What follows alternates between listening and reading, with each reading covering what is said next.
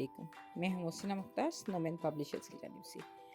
और आज की इस वीडियो में हम बात करेंगे नॉलेज व्हील मैथ सीरीज़ के सफ़ा नंबर 5 की। ये प्ले ग्रुप के लिए तरतीब दी गई है किताब और इसकी ये पहली वीडियो है। So look here, this is page number 5, identification with sand paper numbers. We can see two icons and two QR codes actually on the top of this page. First one is fine motor videos and second one is gross motor video. जैसा कि हम जानते हैं कि fine motor skills और gross motor skills का ताल्लुक बच्चों से किस तरह होता है, और अर्ली चाइल्डहुड एजुकेशन में ये दोनों ही बहुत अहम हैं। फाइन मोटर जो स्किल्स हैं वो कहलाती हैं जो हम अपने उंगलियों के उज़लात या फिंगर मसल्स जो हैं उनको हम बेहतर से बेहतर करते हैं और राइटिंग के लिए तैयार करते हैं। ग्रॉस मोटर स्किल्स जो हमारी दौड़ने, भागने, चलने फिरने, लॉन्ग मसल्स की जो मूवमेंट है उसको हम ग्रॉस मोटर स्किल्स कहलाती हैं वो। तो हमें इन दोनों पर अर्ली ईयर्स एजुकेशन में काम करना होता है। The objective of this page is कि बच्चे रिकग्नाइज कर सकें नेम्स को भी और नंबर्स को भी। यानी नंबर नेम्स हैं, जैसे दिस इज़ 1 एक वैल्यू होती है कि this is 1 pencil, this is 1 sharpener, this is 1 plate, this is the value of a number and the number name is 1।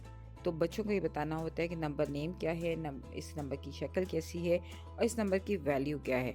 तो हमें बच्चों को नंबर नेम्स, इस पेज के तहत नंबर नेम्स सबसे पहले बताने हैं और नंबर की शक्ल दिखानी है, उसकी बनावट बतानी है। Trace sand paper numbers with using their fingers. Muscles memory develop करना हमारा जो है वो अहम मकसद है थ्रू टेक्टाइल एक्सपीरियंसेस। यानी बच्चे छू कर जो है वो अपनी मसल मेमोरी को डेवलप कर सकेंगे। साथ साथ हम अगर क्वांटिटी का कॉन्सेप्ट देंगे तो वो हमारे लिए बहुत बेहतर होगा। और बेहतर तरीका ये है कि आप नंबर्स के कार्ड बना के रख लीजिए, जैसे कि पेज पे से आप अगर नंबर्स को काट लेती हैं, या अगर आप काट नहीं सकते तो जब आप नंबर 1 पढ़ा रहे हों, जिस वीक का नंबर 1 हो उसमें आप 1 को ट्रेस करवाएं। जब आप 2 पढ़ा रहे हों तो 2 के बारे में बात करें, तो फिंगर मूवमेंट बनावट के लिए आप उस नंबर पे मूव करवाइए जो नंबर ऑफ द वीक हो। अच्छा, इसके लिए आप ये भी कर सकते हैं कि आप फ्लैश कार्ड्स बनवा लें सैंड पेपर नंबर्स के, और उसको अलग से अपने मटेरियल में रखें। इसके साथ साथ नंबर के फ्लैश कार्ड्स बनवाएं ताकि बच्चों को हेल्प आउट कर सके। इसका मेन ऑब्जेक्टिव जो है, क्योंकि हमें बच्चों को राइटिंग के लिए तैयार करना है, बच्चों ने नंबर्स को लिखना सीखना है, बच्चों ने नंबर्स की बनावट को जानना है, तो हमारा मल्टी सेंसरी लर्निंग मकसद है।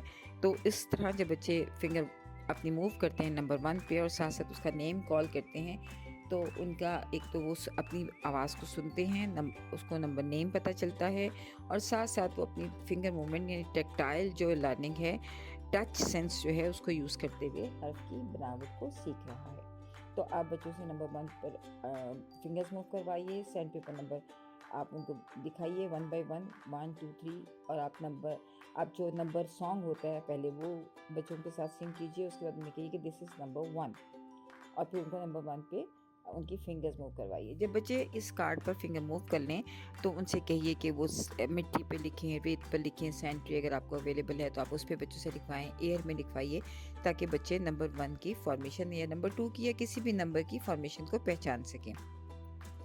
उसके बाद बच्चों को आप ये भी पूछ सकते हैं कि वेज नंबर 2, आपने जब नंबर फ्लैश कार्ड्स जो हैं वो बनाए हुए हैं या आपने सैंड पेपर नंबर्स बनाए हुए हैं, तो आप बच्चों से वेयर और वर्ड पूछिए कि what is this, which number is this, yes this is number 2 and veg number 3। तो इस तरह आप बच्चों से ये नंबर्स के मुतालिक मुख्तलिफ सवाल कीजिए।